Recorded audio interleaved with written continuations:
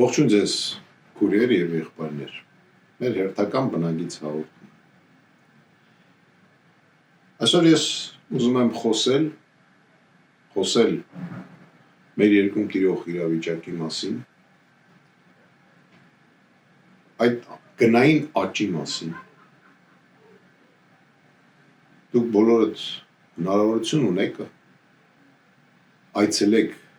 մեր այսօրվա այդ սուպերմարկետները, շուկան, ինչ եմ ասում այցելեք, որտեղ շատերը հնարավորություն չունեն այնտեղ գնումներ կատարել։ Երեք մի մեր ծանոթներից մեկը ասում է, որ 20,000 դրամով մի քանի կիլո միս է առել եւ գումարը վերջացել է։ Այսօր Հայաստանում գները շատ ավելի թանկ են, քան Մոսկվայում։ Շատ ավելի թանկ։ Այսօր Հայաստանում հարկերի տակ հիմնականում տուժում են մեր երկրի ամենաչպաշտպանված խավը, աշխատող մարդ։ Այո, գյուղացին, որը չի կարող հարկերի տակից դուրս գալ։ Քաղաքացին, որը նստում է տրանսպորտ եւ չգիտես ինչի համար մեծ գներ վճարում։ Վարորդները, որոնք այդ կարմիր գծերին կանգնելով կարելի ասել, ես մարդիկ գիտեմ, որ արդեն պարտկով են կանգնում, պարտք են անում, որ քաղաք գնան եւ կարողանան մեքենան կանգնեցնեն եւ ինչ որ հարցով գնան եւ զբաղվեն։ Մենք բոլորս տեսնում ենք ինչ է կատարվում։ Թոշակառուներին ասում են իրենց թոշակները ոնց ծախսել։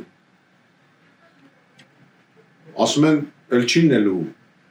իրանք չունենալու կանխիկ ինչ որ գումարներ ստանա։ Եվ իրեն ասում են, այ քեզ տալիս ենք այսքան թոշակ, դու կարաս ծախսես այս ձևով։ Դուք պատկերացնում եք, մարդիկ, որոնք սաղ կյանքը սեփական կատու չեն ունեցել, այսօր կառավարում են մեր երկիրը։ Մեր երկրի ղեկավարը գալիս էր Մոսկվա, մի հատ մեծահարուստի մոտ, անունը չեմ ուզում տալ, փողեր էր ողորմում, որ ստանար, հոտվածներ էր գրում, գալիս է ողորմում էր, որ իր հոտվածները տեղավորեն ռուսական մամուլում։ Մեր երկրի ղեկավարը ժամանակին ընկած փողոց սրա նրանից փող էր ուզում, որ իր թերթը պահի, այսօր ինքը մեր երկրում դառել է հաց լուծող մարդ։ Դրա համար մեր բոլորի վիճակը էս է։ Դրա համար էլ մեր բանտերը լիքն են։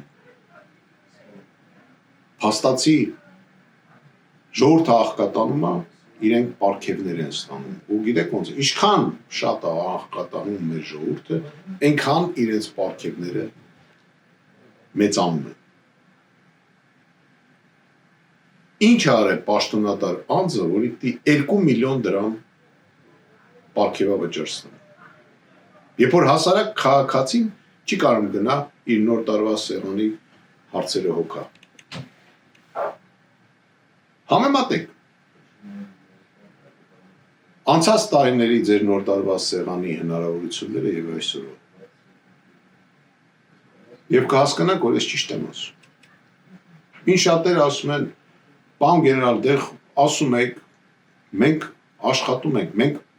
գործում ենք։ Բայց ժողովուրդ ջան, մի նստեք ձեր տները։ Դուրս եկեք։ Դուք տեսեք մյուս երկրների ժողովուրդները մի փոքր թոշակին կպնում են, սաղ ժողովուրդ թափում է դուրս։ Պահանջում է կառավարությունից փոփոխություններ։ Մեր երկրի ղեկավարը ինչ ուզես անում է։ Էլ ինչ պետք է անի, որ մենք հասկանանք, որ ինքը մեզ պետք չի։ Ես չեմ ասում ուղղակի դուրս եկեք, չգիտեմ ինչ արեք, չէ, գոնե միացեք են քաղաքական ուժերին, օրինակ մեզ, որ մենք ինչ որ ակցիա ենք անում, մենք ինչ որ գործողություն ենք անում։ Հասկանաք, մենք դաշտում ենք աշխատում։ Ցավոք սրտի պիտի ասեմ, որ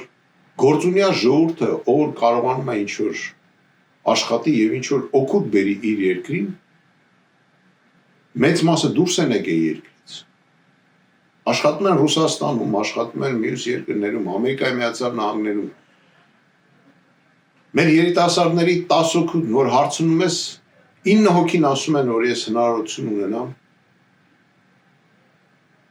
գետամ սովորելուց հետո գետամ դուրս։ Շատերը գնում են սովորելու եւ մնում են եւ չեն վերադառնում։ Մեր դիվագնագետների մի մասը այսօր ապրում է դրսում, որոնք դեսպանատներում են աշխատել կամ ծառայել։ Մենք այսօր կանգնած ենք պետականություն կորցնելու հարցի առաջ։ Մեր երկրի ղեկավարը ընկած ով իր դեմ խոսում է քրեական գործերը հարուցում։ 10 տարի հետ է գնում։ Ասում է, այս ինչ տողի ժամանակ դուք խառնվել եք կամ չեք խառնվել քրեական գործը հարուցում։ Լսեք, ձեզ որ տեղից շպրտեն, պետք չի լինելու 10 տարի հետ է թար։ Այնքան բան եք արել։ Այնքան բան եք արել, որ մկան ծակը փողով եք գտնել։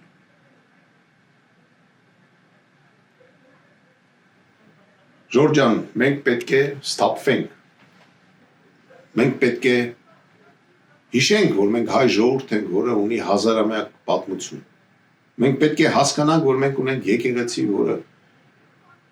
հազարամյա պատմություններ ունի։ Եվ գոյություն ունի, եւ պահել է հայի էությունը։ Այսօր շատ ազգեր կորել են։ Եվ հավատացեք, միայն նրա համար, որ չեն ունեցել նման հարստություն, որը որ մեր հայոց եկեղեցին։ Եվ չի կարա ինչ-որ չինովնիկ որոշի, ով պետք է լինի կաթոլիկոս։ Մանավանդ, որ այդ չինովնիկը անգրագետ մարդ է։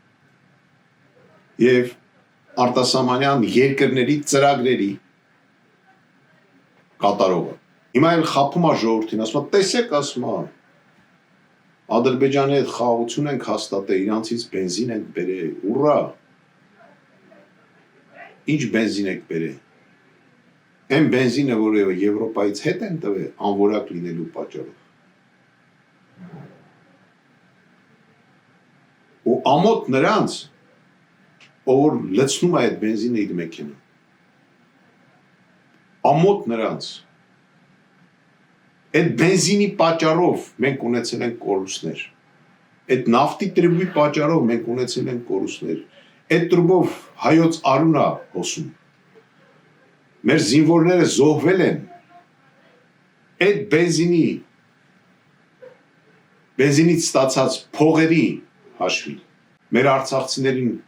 հանել են Արցախից։ Այդ բենզինի հաշվին։ Ու այսօր մենք ուրախանում ենք։ Ինչ ասեմ, պատմությունը ամեն ինչ կանգնեցնելու է իր տեղ։ Ոչ մեկ թող սովետական միությունից հզոր երկիր չլինի։ Հիշում եք, մեզ ասում էին, որ թագավորը վատն է, թագավորը սենց է, թագավորը նենց է։ Անցավ մի քանի տասնյակ տարիներ եւ ամեն ինչ եկավ կանգնեց իր տեղը, թե ով էր լավը եւ ով էր վատը։ Ինչ էլ հիմա նկարեք, ինչ դատել հիմա անեք, ինչ էլ անեք, միևնույն է պատմությունը ձեր տեղը գրել է արդեն, որ հենց այս վարչակազմի օրոք մենք կորցրեցինք Արցախը, դա չի ներվելու պատմության մեջ։ Ուզում ես վաղը Ադրբեջանի հետ պաճպճվի, դա չի ներվելու, մեր ազգի մեջ մնալու է, որ մեզնից եկե հող են տարել։ Չի լինելու ձեր ուզածը։ Ժորժ ջան, պետք է սթափվենք, պետք է միավորվենք։ Ու ձեզ մի բան էլ ասեմ։ Ընտրություններ, եթե եղավ, ոչ մի արդյունքի չենք հասնելու, միևնույն է։ Ինքը նկարելու է։ Ինքը գրելու է, որ ինքը 51% շահել է։ Ինչ ենք անելու, հարց եմ տալի։ Մեկը լավ ու գրեց, ինչ ենք անում։ Մեզ պետք չի չագուչով մարդ մեր երկրի ղեկավար, որը չագուչը ձեռը մանգը, մեզ այդպիսի ղեկավար պետք չի։ Միավորվեք, մենք հաղթելու ենք, մենք պայքարելու ենք, որտեղ ազգերը, որոնք ընկնում են ճակատամարտում, նորից բարձրանում են, իսկ ազգերը, որոնք հանձնվում են, վերանում են։